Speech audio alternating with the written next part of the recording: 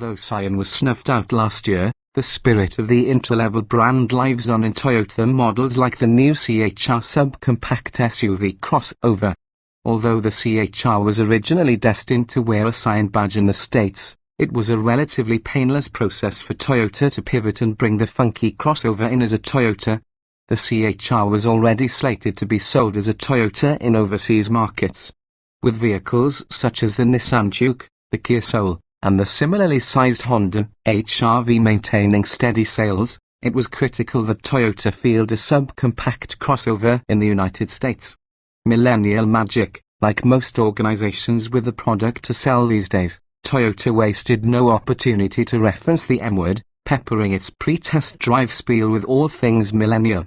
After a day in the saddle in and around Texas Hill Country near Austin, we think Toyota should relax the pitch a bit and take a slightly more organic approach. In keeping with its Scion roots, the CHR's trim hierarchy is simple, with the XLE $23,460 as the base model and the XLE Premium $25,310 as the base model, with a few tech and appointment upgrades. Standard equipment includes cloth-trimmed front bucket seats with 6-way adjustability, a leather-wrapped steering wheel, Bluetooth, one USB port, an auto-dimming rear-view mirror with backup camera, and dual-zone automatic climate control. The XLE Premium gets heated front seats, an 8-way driver's seat, blind spot monitoring, rear cross-traffic alert, and proximity entry and start. Those spunky two-tone models with the white roof and side mirrors, those are code CHRs. A treatment that is the sole available factory option in your choice of 3 colors: Blue Eclipse Metallic, Ruby Flare Pearl, and the code-exclusive Radiant Green Mica. Simple, right? Here's where it gets funky. Due largely to its development under the Scion banner and the brand's weirdo radio head unit, Apple CarPlay, Android Auto, and navigation, very few Scions ever had factory navigation are not available on the CHR. For a small, affordable, and fashionable car marketed directly at millennials, these seem to be egregious omissions. That said, the Bluetooth works fine, and using your phone in a mount is a perfectly workable navigation solution. Also strange, the 8-way driver's seat is entirely manual in operation except for power-operated lumbar support, which is akin to fitting a vintage mechanical watch with battery-powered dial illumination. The interior quality suffices for a sub-$25K vehicle without feeling cute, trait, or Spartan. There are hard, embossed plastic door panels, but they feel and look up to the task. While there appears to be no glove box, the lower dash conceals a tiny latch that opens a big storage bin. The door openings both front and rear are deceptively large, and we found enough adjustment to the front seats and the tilting and telescoping steering wheel for a pair of 6-foot-plus journalists to get comfortable, save for a little pillar intrusion on the wider of the two.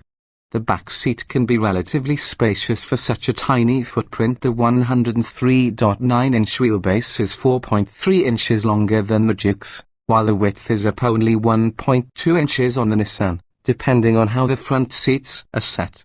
But when those seats were positioned where we were comfortable, foot and leg room in the rear were reduced to prisoner restraint levels. Still, based largely on elbow and knee room, our first impressions are that the CHR's front compartment is a tad more spacious and comfortable than those of the HR-V and the Juke. You got a spin to win, despite its high-hipped and quirky for a Toyota Transformer meets sturdy hamster gymnast exterior design. The CHR's dynamic personality is pure Toyota. The naturally aspirated 2.0-litre inline for making 144 horsepower at 6,100 revolutions per minute and 139 lb-ft of torque at 3,900 revolutions per minute is an engine that needs to be overtly stressed if you want to have any fun. Of course, a continuously variable automatic CVT, the only transmission available in the CHR, has few qualms about keeping the engine at the high end of the tachometer, especially when sport mode is selected. The CVT, however, can easily be caught napping when exiting corners, taking a second or more to respond and leaving the driver with an embarrassing case of torque interruptus. A quick tug of the shift lever allows the driver to hang on to the 7 simulated fixed ratio steps longer than necessary for sane operation. The CHR will never be mistaken for a land rocket. Long, uphill sections can be torturous, and if you're coming into the CHR from anything but an economy car or another subcompact crossover, it will take some time to get used to the horsepower rationing. We're convinced a slick manual would do wonders to improve the situation. Kudos are warranted for the chassis tuning. Reportedly refined on the Nürburgring, so were our blender and SOX, probably. The CHR runs a strut front and multi-link rear suspension with sack stampers at all 4 corners. Impacts through the standard 18-inch wheels are nicely cushioned, and the setup is tuned so that body control doesn't loosen over broken pavement or go flabby in cornering, nor will the car attempt to take flight when cresting hills at speed.